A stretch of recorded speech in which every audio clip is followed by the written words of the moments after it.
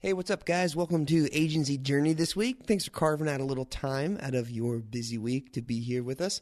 I've got a conversation this week with Tyler Pigott from Loan for Creative, and we'll cover a lot of ground in this interview, how Tyler built a remote agency and how his background in kind of the corporate startup world has shaped his vision as an agency owner, and the story of how he got his company up and off the ground. A lot of cool takeaways in here, and I hope a lot of encouragement. What I really appreciate about Tyler is just his authenticity and his vulnerability, just kind of sharing where he is at right now as the agency gets up and gets going. All of us as business owners face different struggles and different challenges, and we ask questions all the time. And so when you can listen to a podcast, it's easy to just think like, oh, this is another person with a fantastic highlight reel. But don't forget, everyone here is building a real business just like you are, and they have the same doubts and questions that you do. So here, Tyler digs into his story. You're going to enjoy it. You're going to learn a lot. Check it out.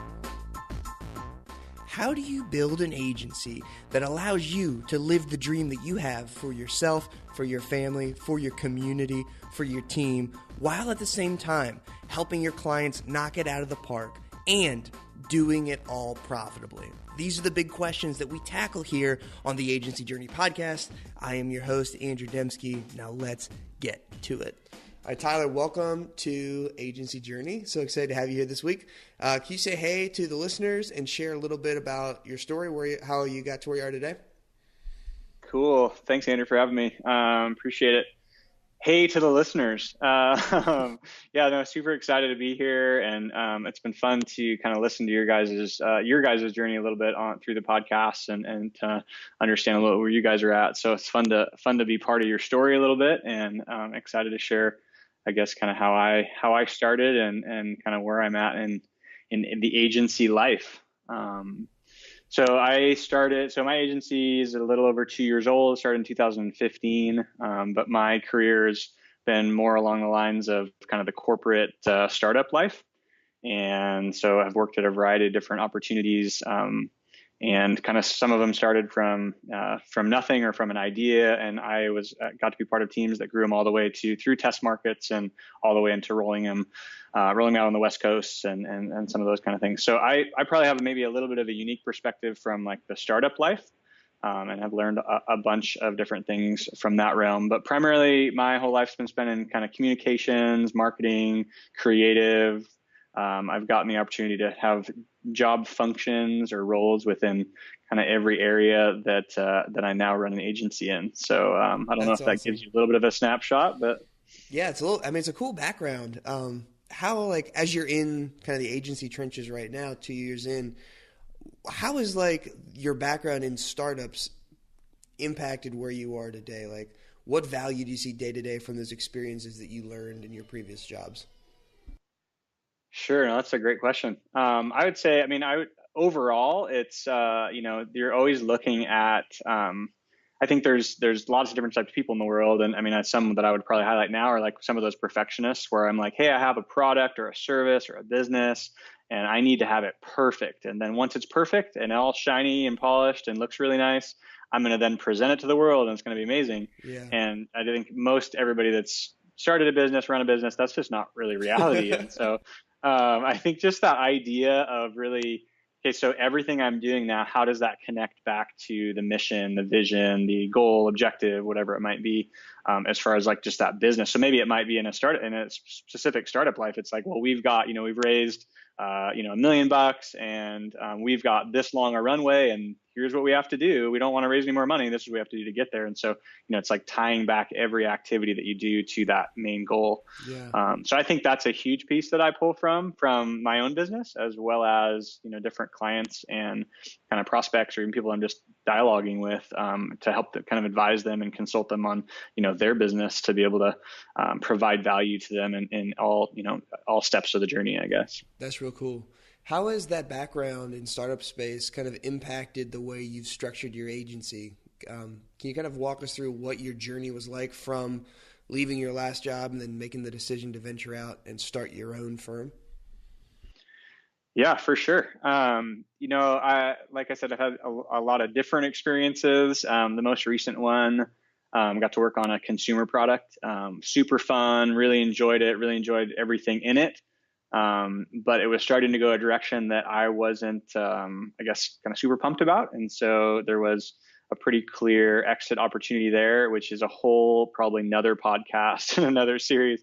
Um, but for me, it was got that kind of opportunity in early 2015, and then really took a little bit of time to kind of figure out, hey, what am I good at? It was a little bit of, I wasn't, I guess, kind of in my gut, wasn't ready to jump into, let's just repeat what I've just done, Yeah. and want to figure out kind of what's next. And part of one of the things that I started to identify was, over the last decade or more of kind of work experience, I'd been starting to see the amount of effort I was putting in to helping somebody else build their thing, what a quote unquote thing, whatever that might be, business, product, team, whatever it is. And I kind of started to got this feeling of like, hey, I want to build my thing. Like, what's my thing? What is that, first of all? And I'm feeling like I want to do that. And so took a couple of months to just really figure that out, kind of did some random consulting things here and there. And one of those, I guess, opportunities that I got was to be a golf coach.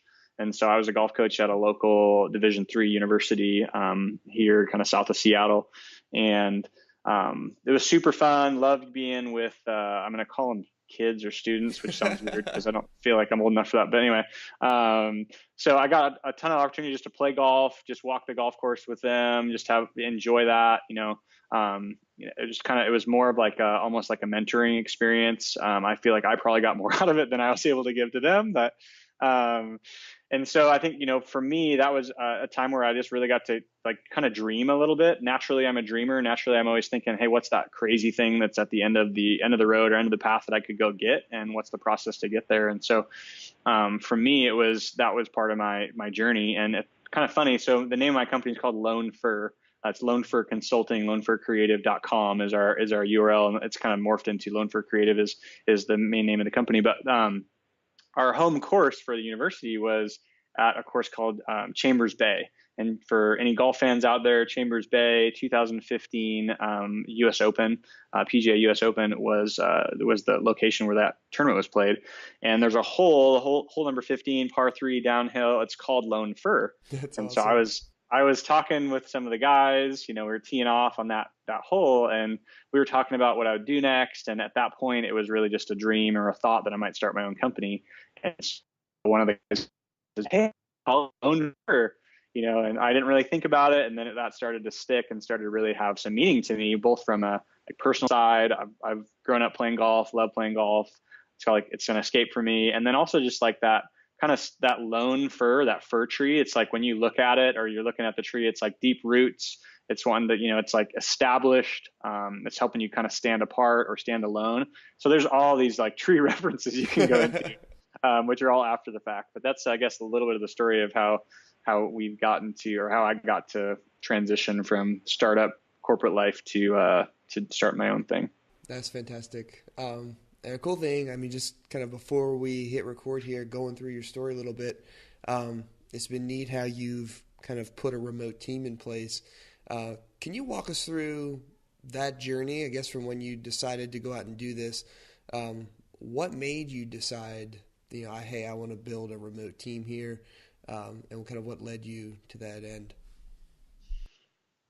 Yeah, that's a great question. I think, like everything, it was definitely a journey to figure it out.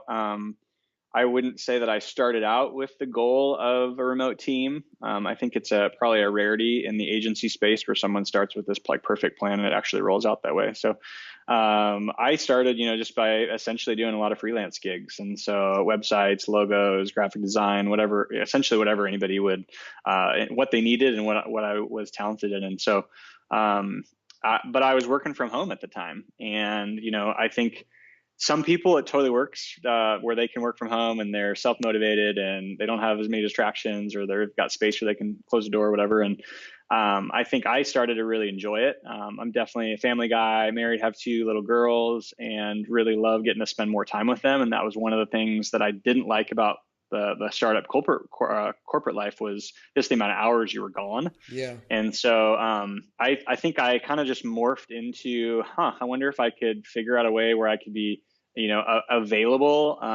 but at the same time, obviously still working. And I say that all with anybody that's listening, that's like runs their own business. It's one of those like, hey, you gave up a 40-hour work job, a week job, so you could work, 60 to 80 hours. So I'm saying that really lightly because I understand like the reality, but for me, as far as just that remote side, it was starting an agency, and then, you land a project where, hey, can you do, this, we want to redesign this website. Can you do all the design? And then you land that project, you do all the design, work with them for a number of months. And then they're asking about, development. And I'm going, well, I'm not a developer. I don't know PHP. I don't know WordPress. I don't know all that stuff, but do I learn it? So I'm asking those questions, but at the same time, kind of going, well, I know friends that make this. So could I, just hire them to do it? And then, obviously fast forward a number of years, that obviously grew into, well, there's remote opportunity there. So, I mean, fast forward to today. So it's myself, and then I've got a full-time employee in Phoenix. So our business is primarily based in Seattle and Phoenix. And then we have a remote team that's spread across the US, and then a small team in Cape Town. So we've got anywhere from 6 to 8 people, ranging from part-time to full-time contractors. And it's really nice from a business side because I hire people based on the work that we have. And so as far as just that overhead and like, becoming that person that's respondent to, I'll take any project that's, got the right number on it, and I've got to, got to keep the lights on, got to pay for rent, got to buy, all the materials for that, got to keep people happy. And so it's definitely, there's pros and cons for sure. But as far as kind of where I'm at, that's, we've built a remote team and have really enjoyed it. So, yeah.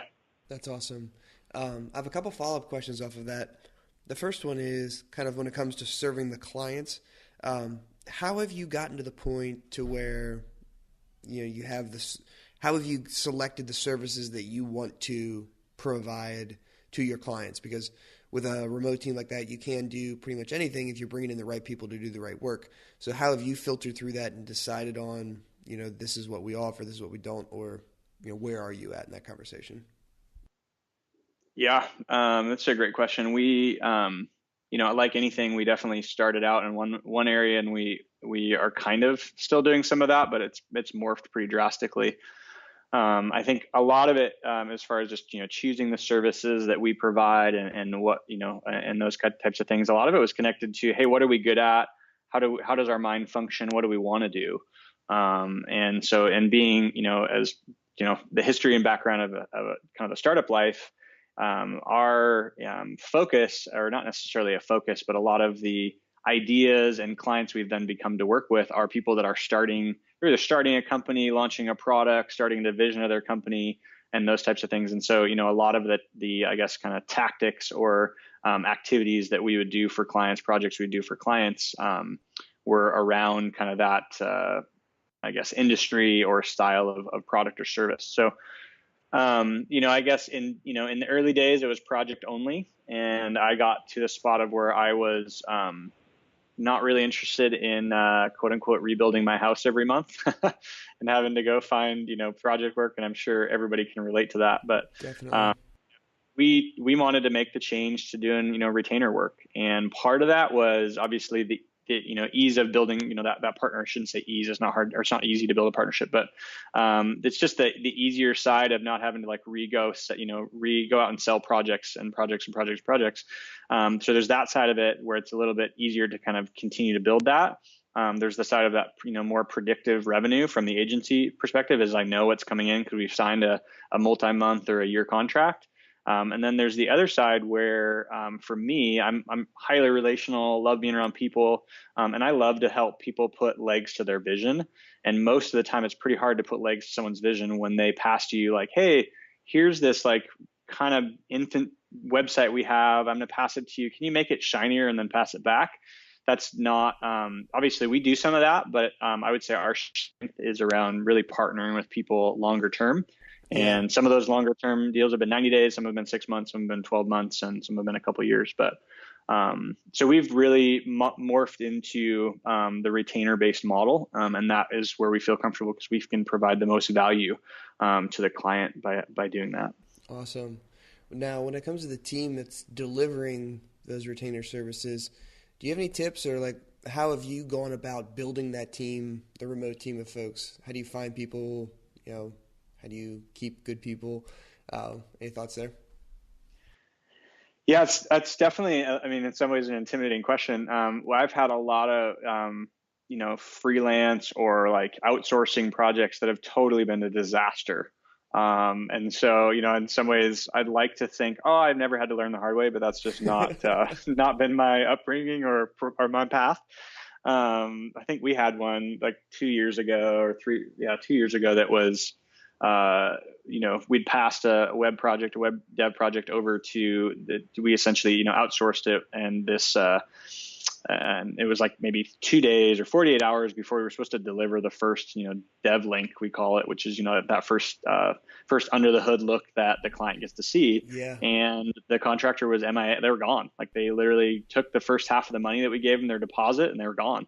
Oh my And word. so, it's total disaster. And those moments you're like splitting headache because you're all of a sudden super stressed out and what the heck do I do? And, but you figure it out, and you obviously get smarter from it for sure. But so I just would say in that side, as far as like finding people, we've had a history of now kind of really starting like outside contractors, freelancers, whatever you want to call them, on like smaller projects. So for instance, some of the designers we work with, maybe they helped us with like a couple versions of a logo design for a client or a redesign of a client. So we could kind of see how they worked, how they functioned, what their work product was beyond just a portfolio. And then they've now morphed into, 20 plus hours a week with us doing multiple client work, and have kind of ebbed in that. And some of them obviously didn't, quote unquote, make the cut. So, we kind of have brought them on slowly, and that, there's so many tools now that have allowed us to do that. So it's, whether it's Upwork or Freelancer or Speedlancer, I think is another one. There's a bunch of different, platforms out there you can find talent and such. And some of those we've, used for different clients. We found relationships that way. But most of our contractors we do work with now that are more full-time, we've all found word of mouth. Oh, And awesome. so we're a HubSpot partner, and so we've done some training with HubSpot, and I did a sales class about 18 months ago, and I was asking the question of like, hey, I'm kind of maxed out, I'm having a hard time finding the talent that I'm wanting, and so I just started asking people, and they had some great references. Oh, you should check out, this agency that supports agencies, or this guy I know is doing part-time stuff. I know he needs more work. So you kind of just evolve because you get more ingrained in the community, I guess. And that's I guess a whole nother point to jump into, just as far as, we kind of jumped into inbound marketing, the HubSpot realm, a little over, I guess, 18 that for me has been a total game changer as far as just really diving into a community.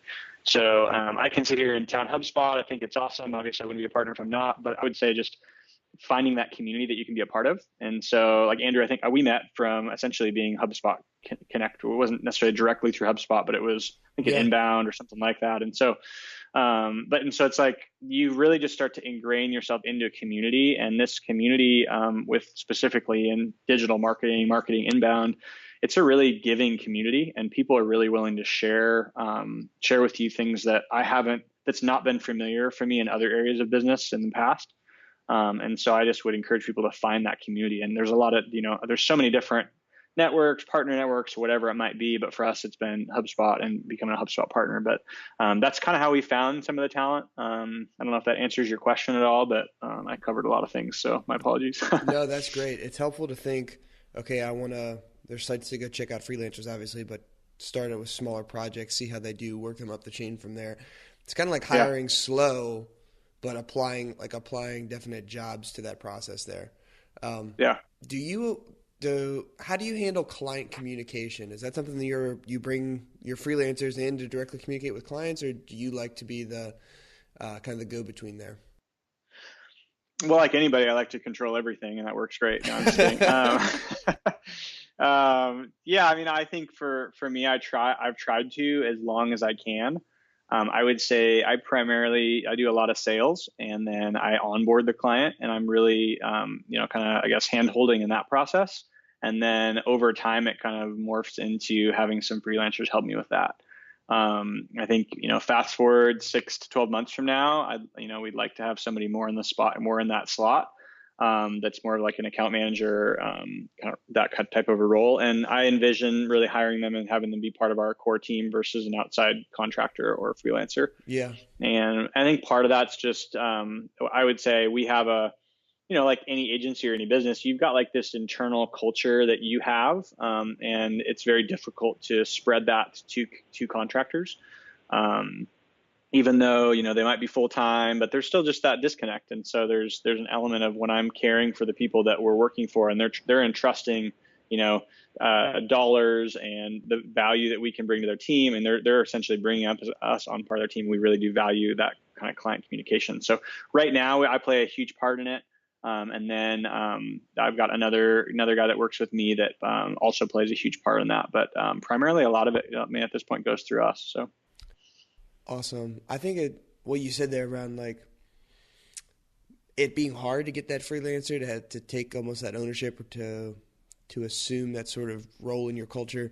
In my experience, I've always had a hard time when like you can work with very reliable contractors, very reliable freelancers, but at the end of the day, their job is freelance. Yeah. And so it's like unless they've said like, yes, I'm committing to you full time, it's hard to get them to think to where they own the position, I guess is what I'm trying to say.